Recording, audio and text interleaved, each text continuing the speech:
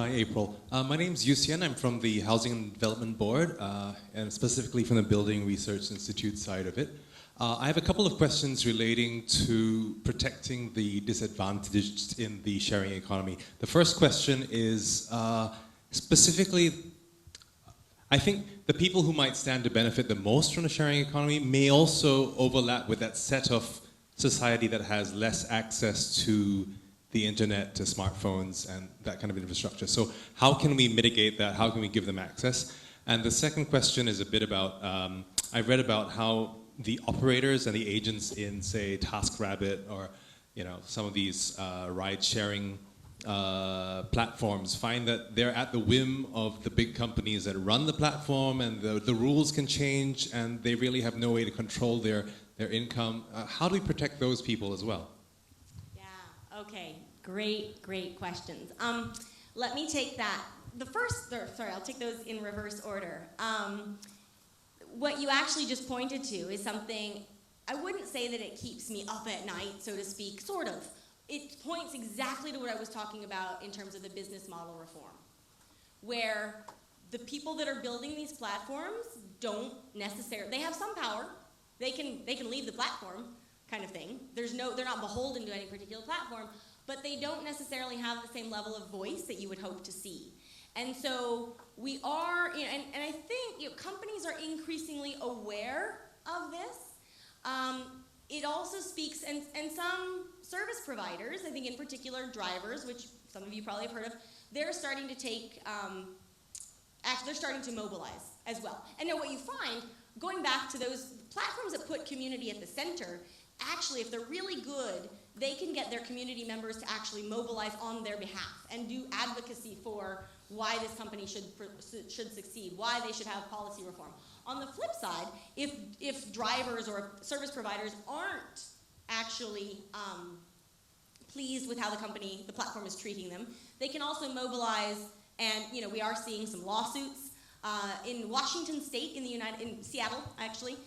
Seattle is the first city that 2 months ago, first time, it's an experiment, first time in the world, but they're allowing these drivers to unionize so that they can actually more advocate for their rights in more formalized manner. And I think we're very early into this sort of thing, but no platform that is actually, in my opinion, adhering to the values of the sharing economy and looking at the longer term vision is going to do things that actually are damaging, if you will, to the service providers, because at some point a better platform could come along that does get that, and the participants will migrate. I mean, that's an option, but I think much more, what I would like to see is a diversity of business models and more legal reform on that regard. So, and that's not a full answer, but we can, I'll leave it there for now. On the digital gap and the digital divide, it's interesting. This was something that did concern me for quite a while, and not to say that it doesn't concern me anymore, but what I've realized is, we have a ton of challenges to face in the sharing economy. Outdated policies, digital gaps, concern about inequalities, all of that sort of thing.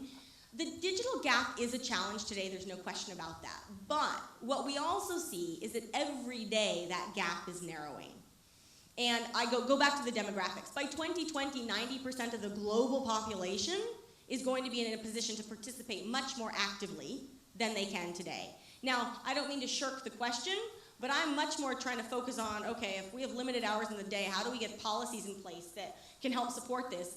And the digital gap, there are lots of people focusing on that. Part of it is access to the technology. That I'm not worried about at all, because price points are coming down. This is becoming the smartphone is becoming your connector to pretty much everything. It becomes so much more valuable. Some of you have probably heard, more people that have mobile phones than have toilets in the world. More people that have mobile phones than pretty much any other utility.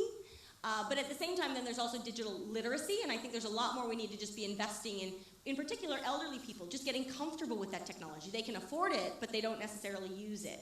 And so we see initiatives here and there. I think there could be much more investment in that space, but for me, I'm much more concerned about making sure that we actually are putting guardrails on this space to allow these companies to even continue to grow and thrive and get seeded, which would then facilitate more people participating, including the elderly.